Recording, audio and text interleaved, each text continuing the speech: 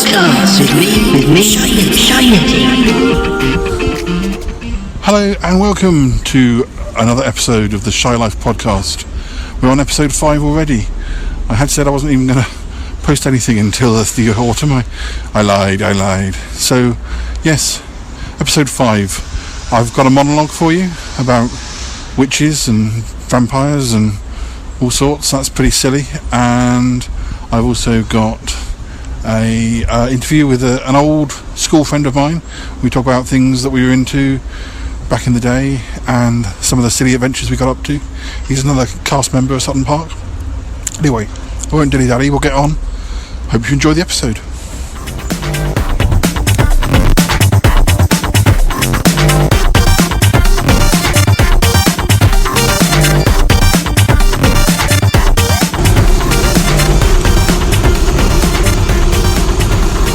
Hello, I'm waiting for a bus, so I thought I'd just have a little chat with you. Yes, I choose my moments, don't I? It's not the train, it's the bus. Where were we? Last time I talked to you, I was just back from Amsterdam, where I've been back a couple of weeks now, and just back to work. Nothing special really, although we had I suddenly decided, as I do, because I work on my blog posts, and I often have started writing 3 or 4 in advance, bits and pieces, particularly since the blog is kind of my blog by... Oh, here comes a very loud ambulance. Hooray! Picking up lots of sounds here. My blog is www.shayeti.com, for those who don't know, and I post... I've been writing it for 15 years, and it used to be just about my poetry, but now it's about all elements of my writing on films or the podcast or all sorts of bits and pieces, and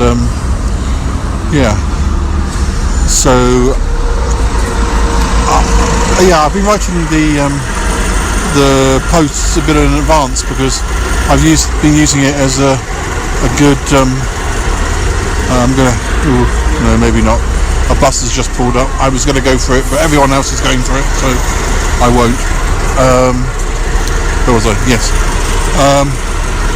My blog has become a sort of place where, as I'm not at the moment working on a poetry book, I'm working on lots of different projects, writing-wise, but I'm not working on for the first time in years, I'm not actually doing a book of poetry. But I will put together a book of all the stuff that's been going on the blog over the last 2 or 3 years, depending on how much I write and how long that takes. So I've been using my blog as the place to go for sort of really my new short pieces, and I've often got quite a lot of pieces nearly ready to go. I've also been writing my silly Shayeti scripts, a fictional version of my life, very fictional, and this weekend just gone, I suddenly decided I'd got a few posts that were going to, I was really kind of quite keen to get posted, and one of them related to my friend Toppy Smelly on the Smellcast, who some of you may or may not know, and if you don't know, you should really check out his podcast, Smellcast. And he's also one of the co-hosts of Lotsall, Life on the Shit List, which is also one of my favourite podcasts. But anyway, one of my Shayeti scripts involved Shayeti meeting Toppy Smelly, the two fictional versions of ourselves meeting. Anyway, I was quite excited to see what the real Toppy thought of the script, and also I wanted to get it out, and I had another podcast ready, so I decided last weekend was going to be a big Shayeti weekend. I didn't warn anybody, I just decided to launch it. I posted 2 posts, one with lots of stuff involving Amsterdam, photos and a short story, a new podcast, and I might be getting on this bus, but we'll keep talking if I can find my path. So yeah, last weekend turned into a Shy Yeti weekend, and that was the second podcast episode I've released that week, but I was having fun with doing that, and I'm just getting a seat. Yeah, so the second podcast was ready a lot sooner than I expected. I didn't actually have a guest. I've been recording some more interviews, but on this particular occasion I didn't actually have anything, so well, you may have heard that by now. So I was enthusiastic. I'm quite keen on finding out what I can do with the audio, and you'll have possibly seen another example of that coming up, or it's already been on. No, it's coming up, that's right. Yes, later on in the podcast you will see another example of me tweaking around with sound. I don't know if it works or not, but it's going to be addictive. Coming up actually next week, probably, I've decided the Shy Yeti scripts I was mentioning, I'm quite keen to do audio versions of them, and on some occasions I may have guest actors playing some of the other characters. I mean, each script doesn't have loads of characters anyway, but the first one I think I'm going to play all the characters and just mess around with the sound and change the voices, and but in future episodes I may well get my friend Nick, who is a proper stage actor, to play some of the other parts. So we shall see. It's just different ideas I'm playing around with.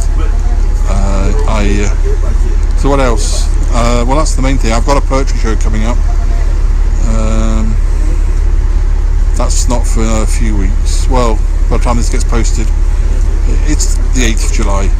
It's I don't really have that much to do with the poetry scene in London, not because I don't want to or I don't like them or anything, but it's very time consuming.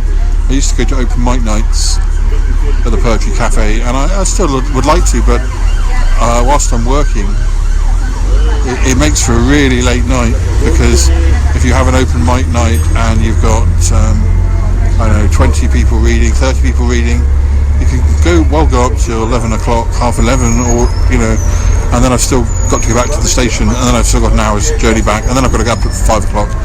So, and all you're really getting is perhaps 2 minutes, to read, which is why I started doing my own shows. I'm not really a fan of competitions, with poetry competitions. I only really enjoy humorous poetry myself. I like song lyrics more than poetry, but it's not always the case. If it's good and it's affecting, I enjoy it. But so I tend to do my own thing. I'm not the most sociable of people. I am when you know me, and I am when I'm in a small group of people, possibly more. I'm shy and Shy Yeti, The idea of going in a room with 50 people, sitting in an audience waiting to be called up, it's not my most favourite environment, and if I was trying to make a living out of it more, then maybe I put myself in these situations. What I do enjoy is reading on the radio, which I've done before, and I'm hopefully we'll be doing again soon, but I won't say too much about that yet. But I have got a date in the diary for July for going on the local radio again. Not to mention, I don't know, this is why podcasts are for me, because I can just sit on the bus and nap it to you, and so anyway, so I think that's about it. There's not much more been going on. I'm on the bus to work. I'm running late. I had to nip to the doctor's this morning. They're changing their system where you can the online booking system. I had to take my passport in and fill in a new form, and for once I haven't got any doctor's appointments like imminently, so I thought, well, I'll go and do that today. Usually, or until recently, I was having doctor's appointments maybe once a week, or going to see the district nurses 3 times a week. So I was in there all the time, but more recently, thankfully, things are looking up, and I've not been having to go in. So that's why I'm running late. But it's fine. I won't get into trouble. Right. Well, that's it then for news. I can't think of anything. I will get on with the show, and I hope you enjoy it. I do hope you're all well. Do send me some emails if you'd like to at shyyeti@yahoo.co.uk, and I'm quite happy to make up silly emails, but it would be nice to have some real ones. But anyway, let's get on. And yes, what's next? I'm not sure.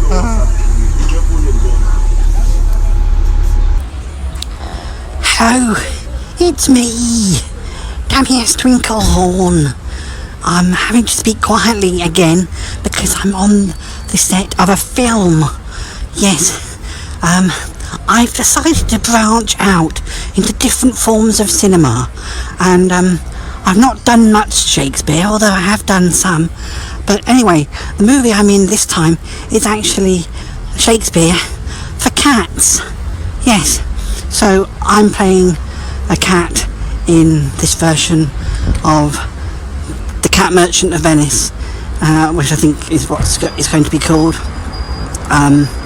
There's apparently a role for me in Cat Hamlet too, and yes, it's all coming up. It's all going to be pretty exciting. I have to meow. Meow.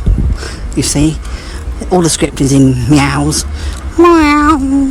So it's a bit different from what I've done before, but I will possibly explain and give you a bit more of a sample later on. Yeah, it's very exciting. Okay, bye now. This episode, I've got the first part of a 2-part interview with one of my best friends, Harry, and well, this is the first part of that interview. Right, hello. Today we're going to be speaking to one of my oldest friends, Harry. We're not saying surnames, it's fine. You don't want to be traced down by marauding fans. When you say oldest friend, do you mean that we've known each other for you're actually 72. No, I've known you for nearly 30 years. Yeah. Yes. That's right. That's why you're one of my oldest friends who are numerically older than me. I have known people longer than you, yes. Paul H. No, not just that, but they are actually older than me. Yes, I have older friends. I'm not the oldest friend. No, you're not the oldest. So if you've got all of the friends in the row, I wouldn't be the oldest. But if we did a row where they were by height, you'd be near the higher end. Yes. Yeah. Yeah, I can believe that. Yeah. But yes. Anyway, right. Hello, Harry. Welcome to the Shy Life podcast. Hello. It's my latest plan of world domination. Not doing that great so far as world domination, but hopefully it's entertaining people. But it's a start. You have to start simple, don't you? Yeah. And I'm certainly simple.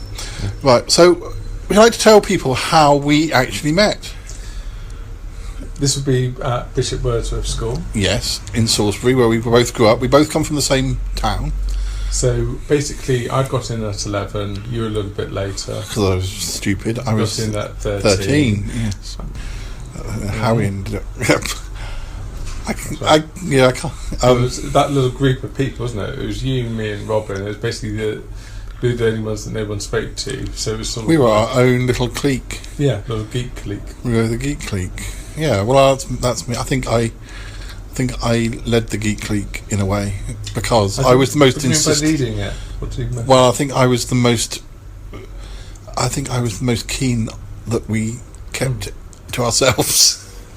What I can think of is there were times towards the end when you would have been like to be a bit more sociable with people, and I was kind of like, no, we should stay. I remember the leaving party at school, and you were like, oh, let's all go down to the pub and with people, and I was like, oh, I don't know, I don't like that. These people, we're never going to see them again. So that's what I mean. You were more sociable, and I was more like, no, we should stay as we are, a little group. It's alright, it worked okay, didn't it? God was free. But there were some other nice people that we were friends with at school. Yeah, Steve Smith. And David Baker, who hopefully is listening to this podcast. Don't forget Steve Smith, though. And Steve Smith, but I don't know whether... I don't know what happened to him. So we loved everyone at school, and... yes. What else? Yes, I was going to say. Well, I was going to say there is rumours. Well, only not exactly rumours. That's inflating it a bit to grander proportions than it is. But there is a vague possibility that we met each other when we were much younger, because you went to my friend Sarah's birthday party. And so we were both possibly at that party. We never We never met. We do have some weird connections because you went to school with a girl I grew up with. Well, I went to Homewood School. Yeah, and that's my friend Sarah, who lived in our village. Went to that school, and you also lived in the same part of Salisbury as Nick, who's also been on the podcast. But I met him independently. But everybody has met each other independently, because Nick met Sarah totally randomly in another situation. You knew Nick from another. Yes. It's weird how I know it's a city. It's not that a big city, but for each person, those people, random people, who came from quite different backgrounds or even places. Yeah, that's very common. It's this little weird little. Yeah, all the connections. One of the things that we did when we were teenagers was... No, stop that. We're not talking about that. I got a video camera for my 18th birthday. No, stop it. Your laughter is making people think this is worse than it is. Yeah. It's not worse at all. No. Well, you can't say that on your podcast, probably, can you? No. So you like to bleep that. You can bleep that. Yes. So anyway, this is going really well. So when I got a video camera, we decided that we should make our own TV series. Now this was the same time as the local ITV station was getting a new franchise, wasn't it? So we thought, and we thought the premise of our show could be that we put out the money, like 20p, but somehow we end up with the franchise. So all our programs were awful and really, really like three people sitting in your lounge.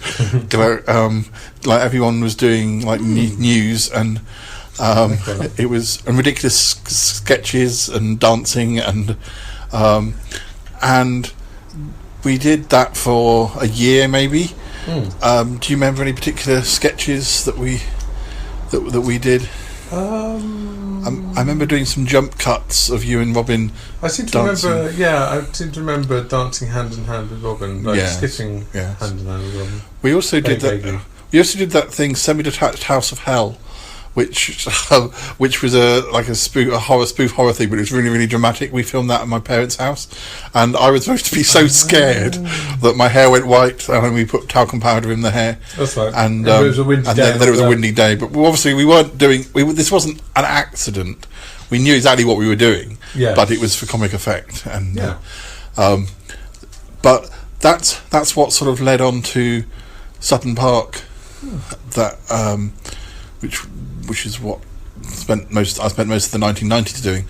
That was just a sketch on the Beaches Broadcasting Company. The Beaches being the street where you grew up, and Nick grew up in Salisbury, and obviously Beaches Broadcasting Company, BBC. So very good. We were very advanced comedically, weren't we? And so Sutton Park was supposed to be just a sketch, a spoof soap opera, and then obviously it kind of took its own basically, I needed to be able to. I wanted to be able to keep filming when I was going on in university, when I didn't necessarily have the same people to film with, and it sort of suited my. Wasn't I killed off a few times? You were killed off quite a few times. One time I was turned into sausages. You were turned into sausages and I ate you, yes. And I also remember there was a robot version of you, and you had Easter eggs and a stocking in your head. I don't remember that. Yeah, I took you out into the fields and made you wear a stocking in your head and Easter eggs. It was based, I think it was based on, if you remember, around that time we used to watch like the repeats of Lost in Space. Right. And often the monsters in Lost in Space were very, very cheap. In fact, they often seem to be men wearing tights on their heads. So you wearing a tights on your head with an Easter egg, the box of an Easter egg, lumpiness made your head look weird. Thanks for that.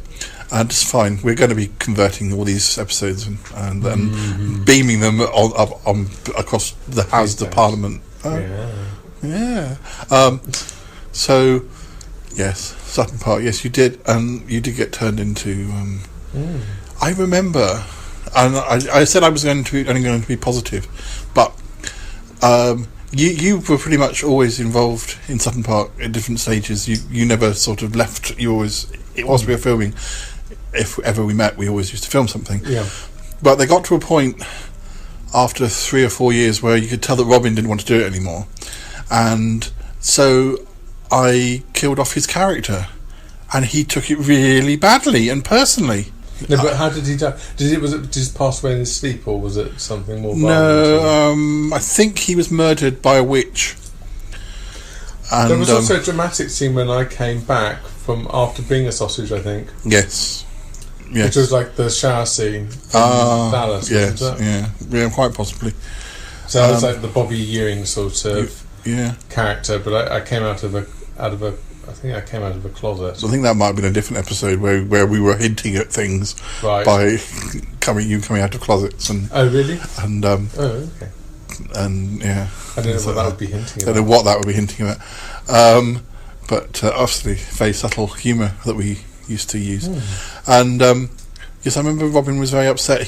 I don't know what he wanted us to, if he wasn't going to be. I mean, even though like 0 or less than 0 amount of people watched the episodes in the end, I did like to take it seriously from the point of view that if it was ever watched, people wouldn't go, well, what happened to Robin? He'd been in episode 1. Yeah. So I had to kind of, if he didn't want to be it anymore, then he had to be written out. So he got murdered by a witch. And I don't know. He didn't emigrated to Australia. We didn't have anyone glamorous for him to marry, and emigrated to Australia. We could have emigrated, but I don't think anything would have been that happy. He wasn't happy about being killed off, and I think he kind of sulked about it. I think he's probably still sulking about it, but we don't see him very often now. But yes, it was weird. So we did lots of filming, and we would often film, like if you came to visit me in Birmingham when I was at university, or if I came to visit you in Exeter, we would keep filming. Yes. Or if we went on holiday somewhere, we keep filming. And which is what totally different subject really, but it leads me into university and how we always kept in touch, didn't we? At university, we wrote. I think we wrote letters because it wasn't advanced enough for emails. You came down to Exeter. I came down at least once a year. No, I think it was like once a year. If not more, when I was on my work placement and I was back in Salisbury, it might have even been more because I was glad to get away. And you came to Birmingham at least once. Yeah. Well, enough about. I'm sure we will return to Sutton Park at some point. I have already introduced the listeners to a few clips of Sutton Park, so we might come back to that another time. But they're not ones with you. You were going to do a special compilation for my 30th. You never did it. I was still intend to. I'm building. You didn't do anything for the 30th. Yeah, but I am building a time machine. And I did that very special. I'm building a time machine. I did that very special thing for your 30th that time. Yeah, well, I can still do it for you. I can still do it for your 30th. Okay. I'm building a time machine, and I'm going to go back, change time, and do it. You just don't know it yet. We're not in that timeline. I haven't finished building it. It would be nice to have a compilation. Yeah, it'd be nice if I could even play any of the stuff at the moment. We're getting there. Well, why can't you just do one of those sort of things that just puts it onto a CD or something. Like Nick has that. That's what Nick and I are in the process of doing that. How many episodes of Sutton Park are there? 3,000 something. And how many have you We're only just starting. Nothing yet. Well, nothing. I've got some bits and pieces on discs, but we decided that discs are a bit different. Different machines play CDs and DVDs differently, so we're going to convert them into digital files and put them on a big drive, which is that makes sense. That's better than doing discs, because discs can get damaged as well. So can digital files, but anyway. But you haven't even made any progress on that. Well, we'd literally, when I go back to Salisbury next time, I'm taking the drive and some stuff, and we're starting. So when's that? After my show in July. Okay.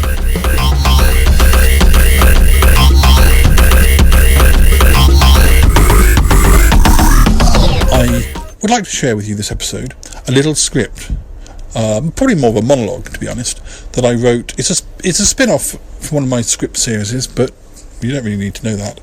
Let's just say it's a letter written from a rather infamous lady to her son. Yes. It's set in Nice, at least the writer of these letters is in Nice, and she's hanging out with a number of people who are out there with her. Some of them vampires, some of them witches. Yes, well, it's probably best that I say no more and you just have a listen. I hope you enjoy it. Darling Warren, hello my lovely son. I'm writing you a quick letter to update you on my first week or so here in Nice. A postcard simply doesn't leave me enough space to unfurl my ego and tell you all that I've been up to. This is all about me. Saturday, 23rd of January 2016. Nice is as wonderful as ever. Of course it's January, so the vampires are here too. Not that sun bothers the little biters as much as it used to, but they do prefer to holiday in the winter when the days are shorter. They're an amusing bunch to observe. You'd think they'd just transform into bats and then fly across the channel, but no, they were all there at Gatwick when I checked in. They all like to travel in first class like the rest of us, even vampires like a glass or two of champers. Once we'd landed and gone our separate ways, I didn't see them again that night. I thought I might have seen them out of one of the clubs, but no. No doubt we'll bump into them again at some stage. Oh, did I mention that I'm here with your Auntie Magenta? As you well know, she's always been a bit of a one-woman fan club for anything vampire, so I'm sure that she'll sniff them out eventually. Don't worry, darling. They never try anything with me. I eat far too much garlic, and that's one thing that they've never really evolved beyond. Sunday, 24th of January 2016. You won't believe what I did today. I emerged from a birthday cake. How very Marilyn Monroe of me. I did volunteer, mind. I certainly wasn't shanghaied into it. As you can imagine, it's something that I've always longed to do. There's a man staying at our hotel named Tobias, and he and your Auntie Magenta have gotten pretty close. Now, I know it sounds sudden, but apparently Tobias is a time traveller, and overnight, in the time since they first met, she spent 6 months with him in some luxury holiday paradise on Jupiter in the year 3473. Now, either she popped something exceedingly strong last night, or she's been two-timing me on this holiday of ours. Not that I noticed. I'm not sure how I feel about it, really. Only before I had time to even think about it, Magenta was asking me to do her a favour, because today was Tobias's birthday. So, anyway, emerging from a birthday cake has always been a dream of mine, and so I was very happy to help. The only negative thing being that soon after it happened, Tobias had gone missing again. He'll be back, Magenta insisted. He left his wallet in 3473. I only hope she's right about that. Only the doorman of the hotel saw him heading off in a limousine with about 6 vampire ladies. So I rather suspect we won't be seeing him again today. Time machine or no time machine. I only hope she kept her credit card away from him. To keep her mind off things this afternoon, I dragged Magenta to the Modern Art Gallery. One of our favourite things in places like this is to stand and pose as if we're actually exhibits ourselves. This time it didn't work quite as well as it had in the past. We both fell asleep thanks to too much champers and birthday cake, and the next thing we knew it was almost midnight and the gallery was locked up for the day. Thankfully, we're both pretty adept at level 6 tiptoeing, not to mention quite ambidextrous from my years in Girl Guides. We both earned badges in cat burglary. I don't think such an award even exists these days, but times were less intense back when I was a teenager. So, having both shimmied our way out of the gallery through the letterbox, we made it back to the hotel. What a long day it has been. There's still no sign of Tobias mine. I think I'll take Magenta to Monte Carlo tomorrow to keep her mind off the disappointment. Mene, tell me I'm wrong. Monday, 25th of January, 2016. As planned, today we went to Monaco. Your Auntie Em was still looking down, and so I thought she could do with a little glamour. I'm not a gambler myself, but I have a friend, Lucas, who works in a casino in Monte Carlo. He's gifted in the power of premonition. He basically knows who will and who won't win. He can see what is meant to happen, but is able to influence it either way. For instance, if Lucas likes them, he'll tip them a wink and guide them in the right direction. But on the other hand, he enjoys just as much allowing those who don't deserve it to lose every last penny. When I'm passing through, I always pop in to watch him in action. Although this may be the last time I see him here in Europe, as he's grown tired of the clientele here in Monaco and is about 6 weeks away from transferring to one of the big casinos in Las Vegas. He's looking forward to a new breed of customer. Apparently the casino goers in Monte Carlo are all a bit too serious for him, whereas Las Vegas tends to encourage a slightly more wacky bunch of punters. I suppose I'll have to plan a trip over there and see how he's doing, though it won't be my first time. Your father and I spent one of our honeymoons there. I forget which. We were always renewing our vows back in the 70s and early 80s, and I lose track. Still, those are stories for another day. Back to my day in Monte Carlo. I left Magenta watching Lucas at work and headed up to the old town. I simply insist on having lunch up there whenever I visit. The view from the old town is quite remarkable. Oh, how marvellous it must have looked when Princess Grace married the Prince of Monaco back in '56. I can't possibly confirm or deny whether I was invited or not, but I certainly never made it. I did, however, see a drag recreation of the event at the Vauxhall Tavern sometime in the early 90s. At any rate, I probably got better seats than I would have done for the actual event, as I knew the manager and was allowed to watch from the side of the stage. Ah, yes. Happy memories. Tuesday, 26th of January 2016.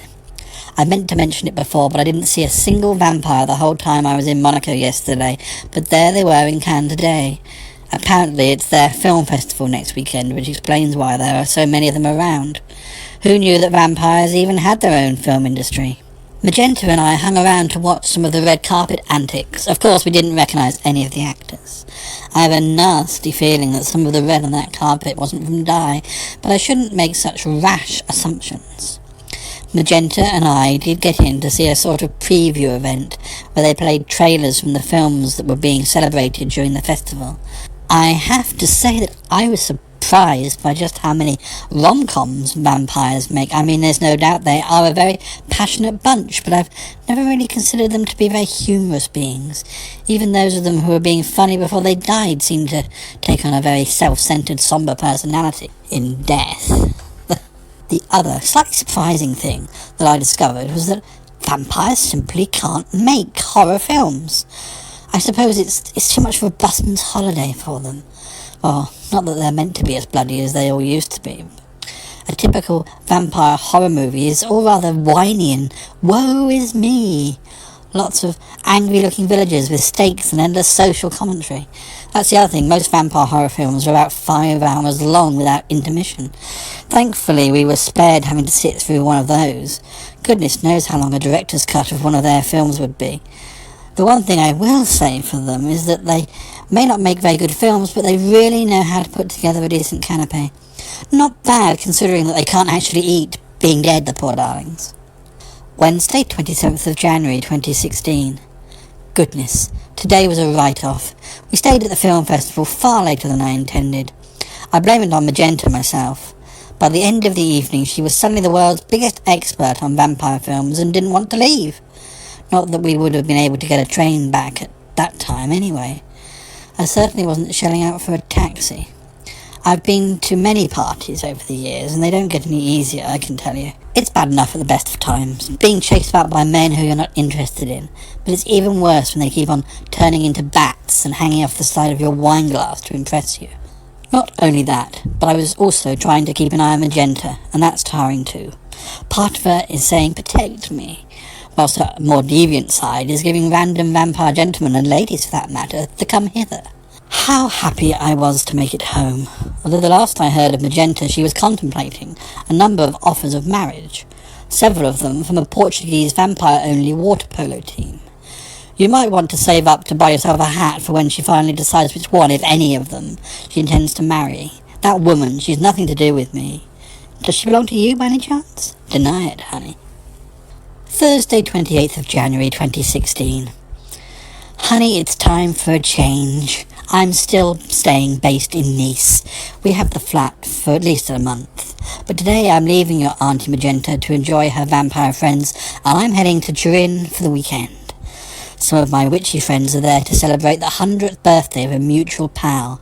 Sounds like fun, and it should be as long as nobody gets too drunk and turns any tourist into frogs. Well, maybe one or two frogs will be fine. I mean, you don't turn 100 every day of the week. It's toads that you need to watch out for. They're much harder to turn back, apparently. Goodness, honey, a century sounds so long. I'm still only 39, yes?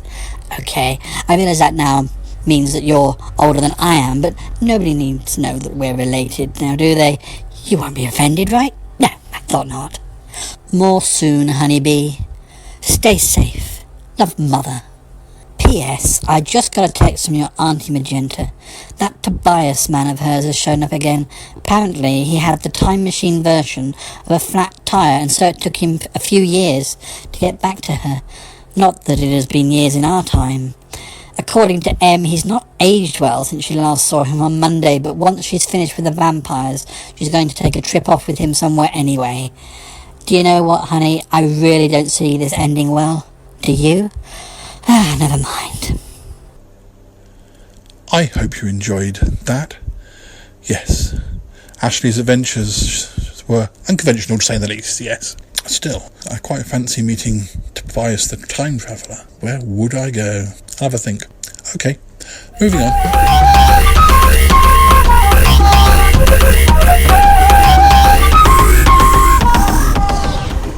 Hello again. I'm on the train, so I just thought I'd have a quick word and say to you, I don't know if you remembered last episode, there was a little trailer that I put out for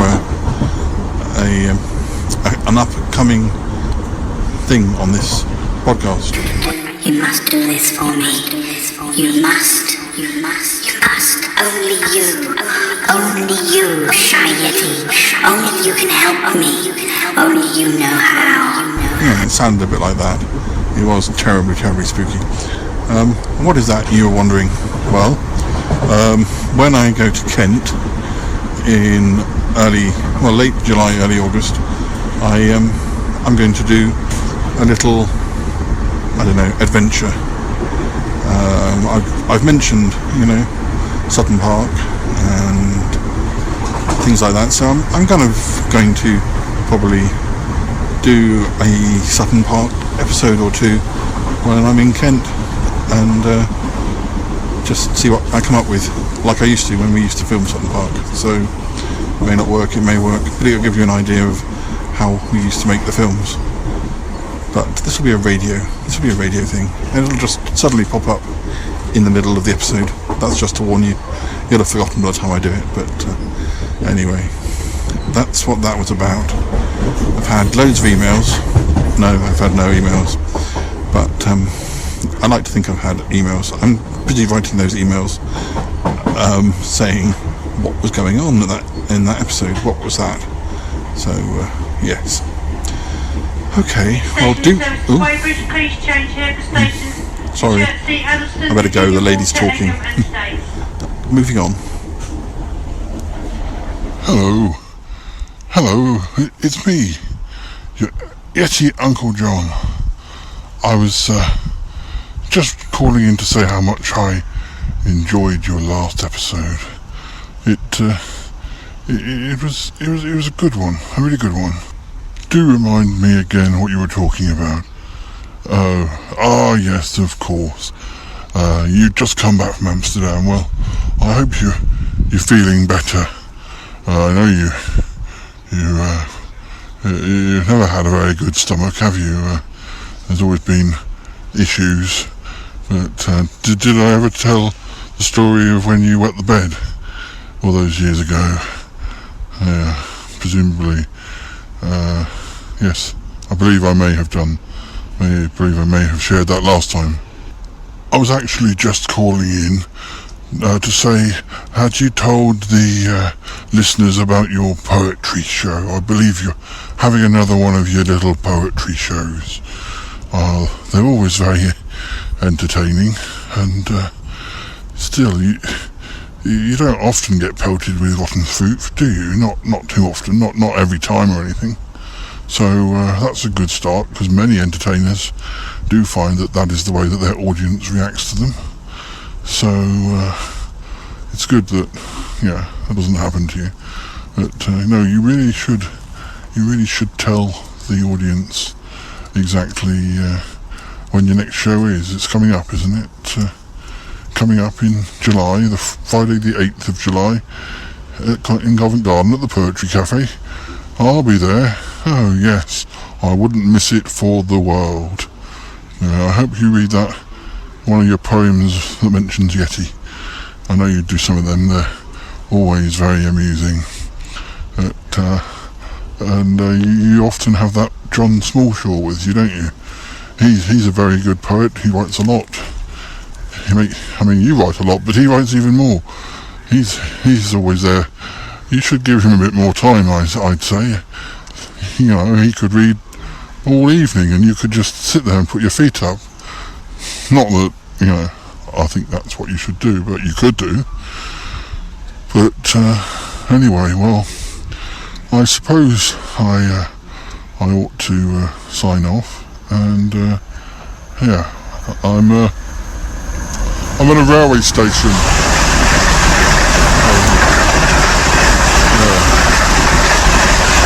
It's a bit noisy. Yeah, I'm actually here because I've got to have my nostrils probed. Yeah. I go to the nostril prober at least once a month. And they get like this big brush, a bit like one of those ones they stick up a chimney, and they stick it up your nose, and it always clears out the sinuses really well. Actually, you've got a problem with that, haven't you, with your breathing? You ought to do something similar. I think it would definitely help you, but make that poetry reading a lot more clearer when you're reading. But anyway, I'll call in again soon. I hope you're doing all right. Hello, listeners. Yes, I ought to write a book. I could promote it on your podcast, but I haven't got anything to promote at the moment. So anyway, I'll go and get this train and get my nostrils probed. Oh, here comes the train now. So it's been good to speak to you. I shall go now. Yes. Okay. Oh, goodbye. Bye. Now, I'm not going to do this every episode, but I do spend a lot of my time watching TV and movies, and a lot of it, sometimes it's just in the background whilst I'm editing or whilst I'm writing, and sometimes, I'm transfixed to the screen. I do find that I usually have to be doing something, but it doesn't always make for the best of viewing experiences, but I don't know, it's just the way I am. I think I fall asleep if it's late in the evening. If I'm not doing something else, I'll end up falling asleep. But I do try not to go on Facebook whilst I'm watching movies, but some of what I'll be telling you about, some of what I'll be describing, possibly I did do that, but anyway, I'm not going to go into great depth of each film I've watched, but I'm just going to mention, for your interest, films that I have watched recently, TV series I've watched recently which I've enjoyed. I'm afraid I won't I won't go into great detail about what each film is. If you haven't heard of the film and I like it, then you can always Google it. Anyway, so what have I been watching? Well, I'm a big fan of the Scream films, and we've been going back through watching all 4 Scream films. I'm one of those possibly few people. I pretty much enjoy all 4 Scream films equally. The first and second possibly are slightly better, but really I have no problem. I enjoy them. I've always been quite a supporter of the 4th film. I quite like Hayden Panettiere, who's in that, and she used to be in Heroes as the cheerleader, of course. There's a number of other people in that one and characters. It would have been a good point to sort of go off into something different, perhaps use some of the new characters and forget about some of the old ones. But of course, this leads into the Scream TV series, which I also like. Enjoyed season 1. Season 2's just started. The second episode was a little bit slow. We were waiting for another killing. Give us blood. But there wasn't. But no, it's good. I'm enjoying it. So I've been watching a lot of Scream, but I've also been watching series that are not a million miles away, or certainly in the same genre, slasher. Quite enjoying that. Perhaps having a slight problem with the characters. I'm not. This has always been a problem with slasher films and things like that, is that if you don't care about the characters, and if you said to some people, well, it's just a slasher film, you don't have to care about the characters, what a load of nonsense. All the best slasher films have characters you do care about. Think of Jamie Lee Curtis in Halloween, or Neve Campbell in Scream.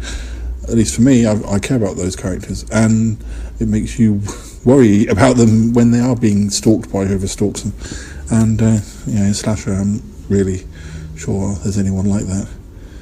Or some of the characters I did care about were killed off very early. But it's still worth watching. I've enjoyed that. Now, keeping on horror TV, I've only just caught up with Scream Queens. Now that's a great show. I like that a lot. By the same people who did Glee and American Horror Story. Now, I've only relatively recently caught up with American Horror Story, and I saw the first season and I really hated it, so I didn't go onto the second series. But eventually, I was encouraged to, and I like season 2. I really like season 3, and season 4 I'm watching at the moment. It looks that's pretty good as well. I haven't seen 5. Season 3 of American Horror Story really does remind me of Scream Queens. The setting of the sorority house is in American Horror Story season 3, it's set in like a school for witches or an academy for witches, but setting wise it just they're using the same set, but maybe they're not. But the characters in that, it is far more or as much about being funny as it is about being scary. But there are so many one-liners and so many ridiculous bits and pieces in that, I just can't help but chuckle. But I'm only about halfway through the first season, but I'm hoping that it continues well, and I believe there's a second series on the way. Talking about second seasons, I'm also watching Wayward Pines, which I enjoyed the first season of. I'm not sure how that second series of that is going to go, because I say they got rid of most of the best characters at the end of season 1, because they didn't even know for sure they were making a second series. But too soon to say with that one. What else have I been watching?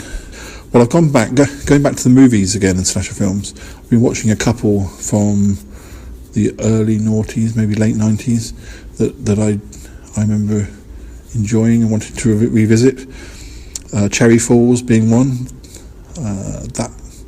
That was quite fun.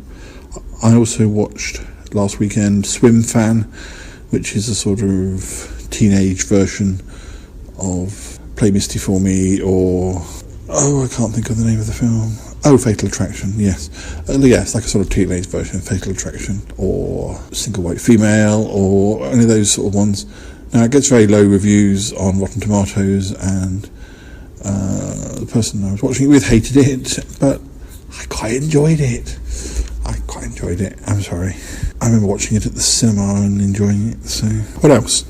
One or two other things I've been watching when I was in Amsterdam. So, I've also been watching some old Doctor Who, most notably a Patrick Troughton story called Web of Fear from early 1968, which is one that had been missing for a long time. In fact, only one episode had existed, but another 4 of them showed up 2 or 3 years ago. It's only the second time I watched it again. It is frustrating that there is still one episode missing, particularly when the rumours are that was also rediscovered, but was half-inched by some mysterious figure. but the truth of that I'm not sure. But anyway, I'm particularly fond of it because it's a Yeti story. For those of you not in the know about Doctor Who, in the 60s, during Patrick Troughton, the second Doctor's reign, there were 2 stories involving the Yeti, and obviously it's partly where I get my Shy Yeti name from.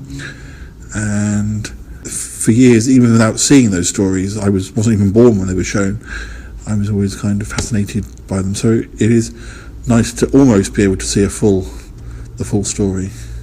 Now, this is the story involving the Yeti in the underground. The Yeti are robots, though. They're not. There's no secret. They're not real Yeti, but still, it's quite a fun story. So I've been really watching that on my iPhone. I'm also like watching things on the move, like I am with recording the podcast on the move. It doesn't bother me. I don't have to have it on a big screen, or it's just nice to be able to sit on the train and watch an episode. Or when I was in Amsterdam, I was watching these and I was laid up in bed, and it was the perfect size screen. I didn't want to be having to strain to see a big TV screen. So, one or two other things I've been watching. I watched a film called The Initiation of Sarah, which is about a girl joining a sorority that's a bit weird, and she's got some weird powers. It's a bit of a sort of Carrie TV movie type thing from about 1978. I was tipped off about that by Justin Kurzweil from Hysteria Continues. So I watched that. I watched a film called The Premonition, which was quite a strange film. It's part of a box set of American, sort of lost American sort of films of the 70s that I bought. Again, that was about somebody with powers. That was quite fun. That was, well, not fun. It makes it sound like it's a like a blockbuster. No, it was much more restrained than that. I also watched a film called Revenge from 1971. That's with Joan Collins as a mother in a family where one of the children have been murdered, and the family decide they know who the killer is, and they take their revenge. And it's around that time when Joan Collins was in a lot of sort of relatively cheap British horror movies like Tales from the Crypt, which I love, and she was in quite a lot of things in the 70s. I can't remember the exact title. I Will Not Be Born.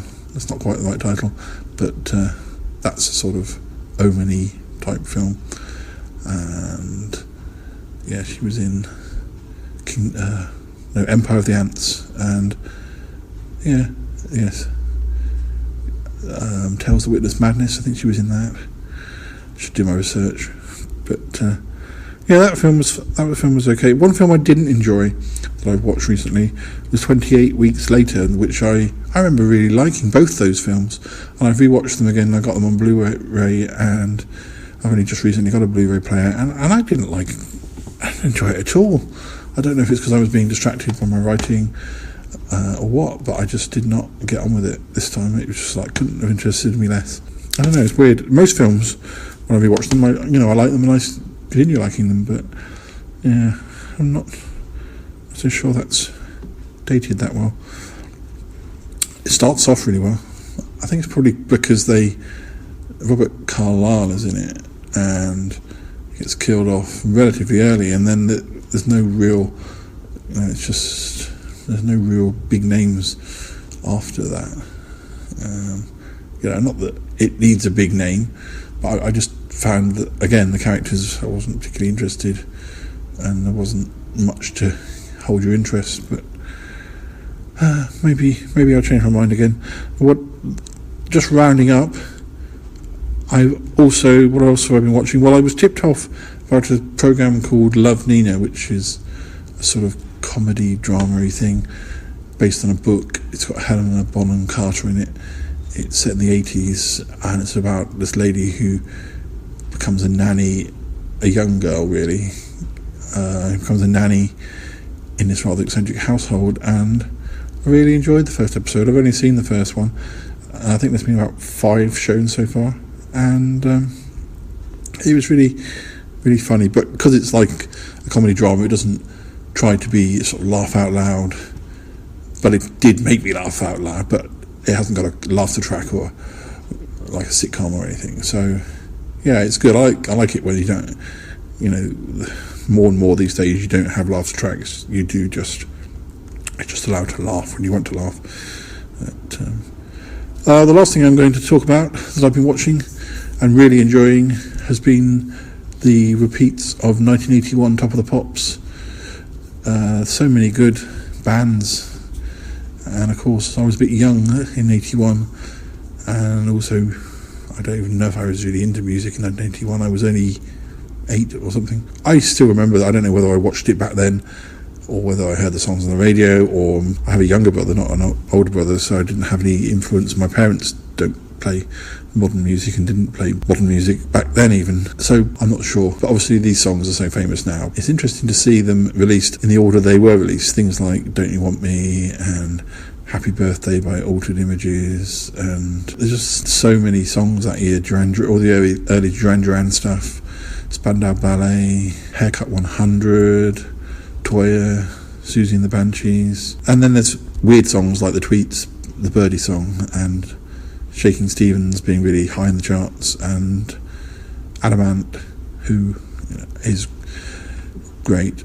The video with Diana Dawes, Prince Charming video, which kind of got me into having a bit of an interest in Diana Dawes, and I ended up buying quite a few of her films, including one called Steaming, which is her last film, where she works in like a Turkish baths. I've actually bought quite a few of her things, but so it's amazing. My mind works in strange directions. Watching Top of the Pops, and the next thing you know, I'm buying Diana Dawes films. But that's just how I work. Which reminds me, one other film I would recommend. I've always been a bit of an Audrey Hepburn fan, but I tend to like her sort of late 50s and 60s films. I don't know why it is. I think it's probably, I'm not the biggest fan of black and white, and I've only just seen recently the film Two for the Road with her and Albert Finney, and that was really good and quite modern in the way that it mixes up, tells the story of a couple from the beginning where they first meet and up to when all the troubles they have and what happens with them, but it's all sort of chopped out of order, and you see how things link together, and I wasn't expecting to enjoy it as much as I did, but it was a really, really good film. Really good film. One of Audrey Hepburn's last films from the 60s. Definitely recommend that. Not a horror film, which is what I'm usually talking about or thinking about, but no, really good film. Two for the Road. Okay, well that's it for this episode. I've talked far more than I was going to about films and TV. Let's move on to something else.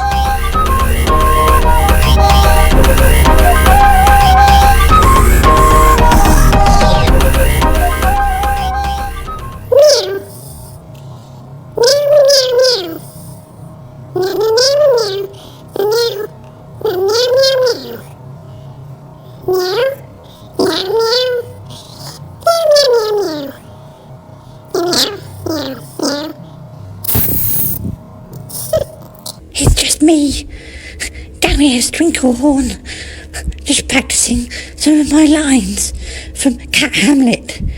I hope you thought I was doing good. Anyway, I must get back to it. Okay. Meow, meow, meow. That means goodbye and see you next episode. Bye. Right, moving on, I would like to discuss some of the things we had in common when we were growing up musically and TV.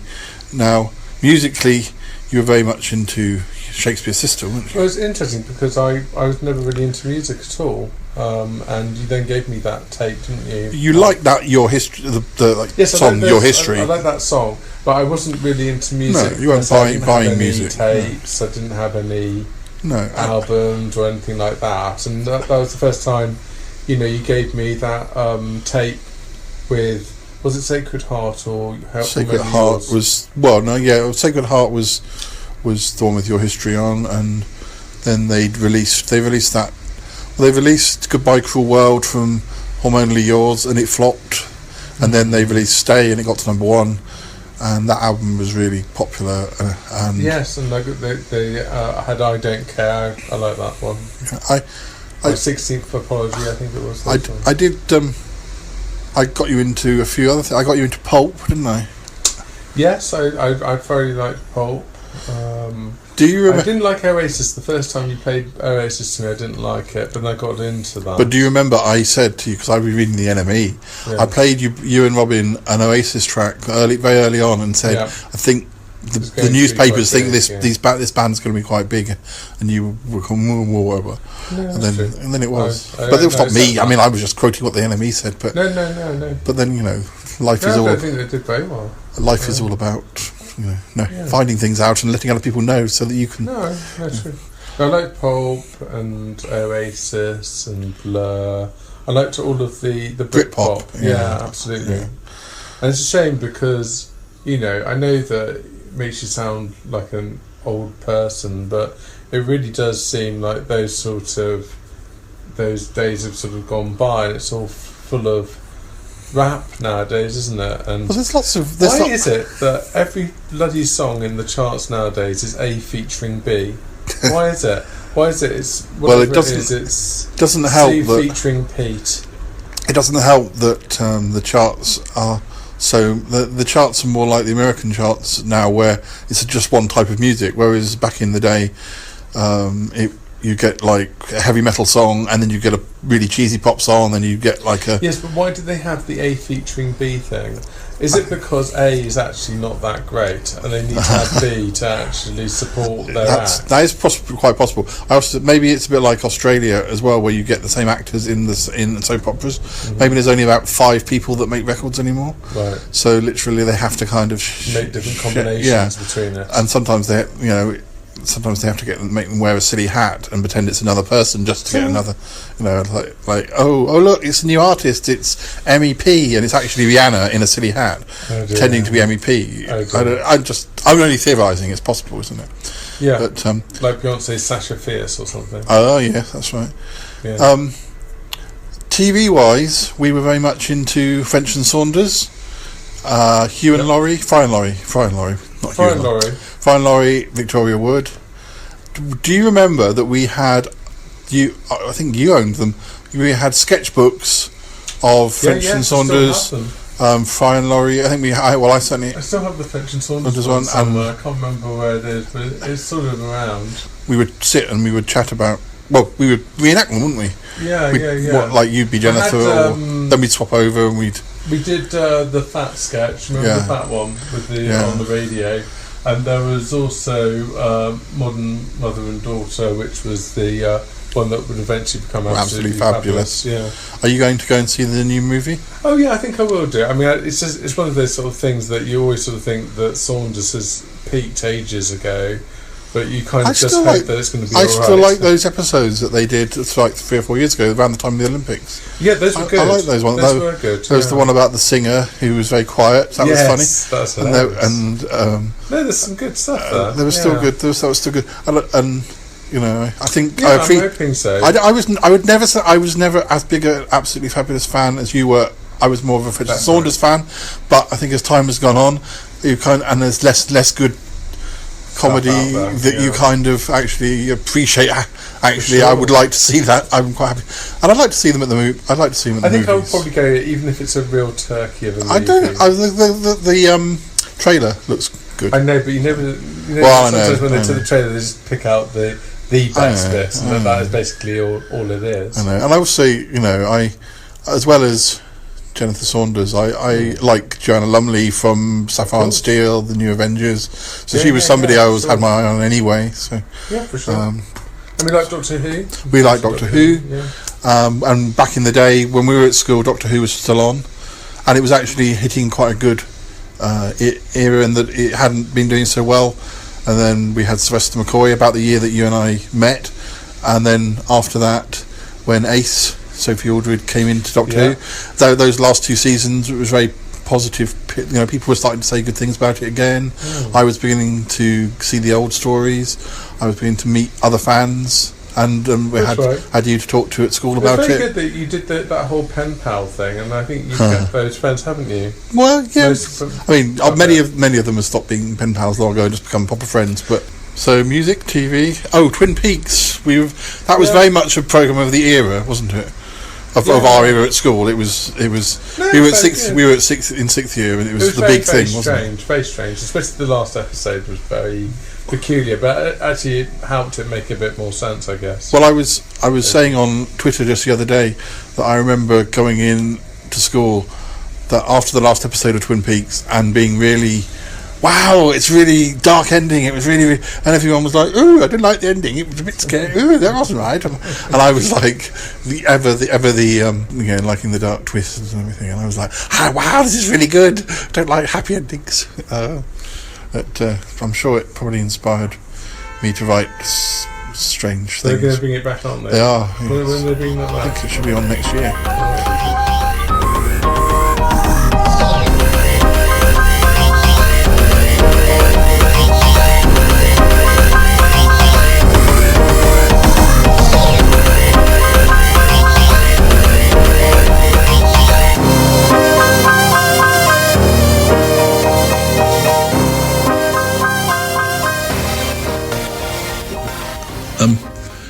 So, as usual, at the end of the episode, we always like to ask Dealey what he thought of the episode. So, Dealey, what did you think of this episode?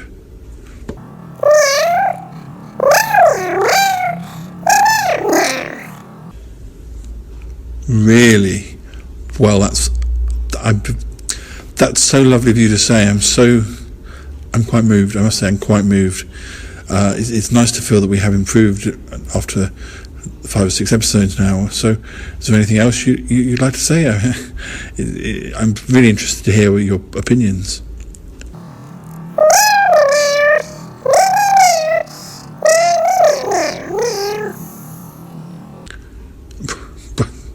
I'm speechless. Thank you so much, Dealey. Thank you. Well, as you can tell, Dealey was very, very, very pleased with our progress, so that really makes my day. Thank you. And thank you to Damius Trinklehorn there for standing in for Dealey. You see, Dealey, we don't need you to do the voices if you can't be bothered to review us positively. I've got Damius now. He's been trained in cat talk, Cat Hamlet. Yes. You see, think on, Dealey. Think on.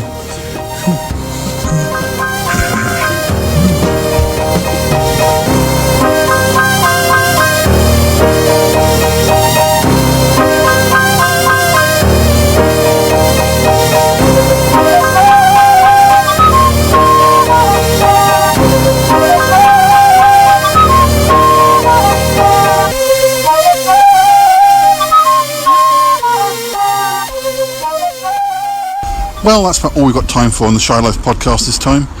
I hope you enjoyed the episode.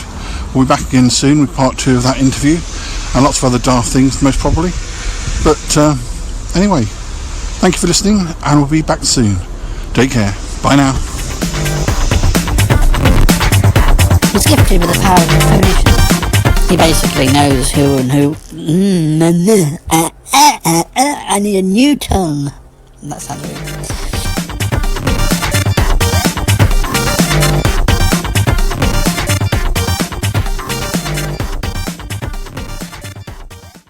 I cannot speak.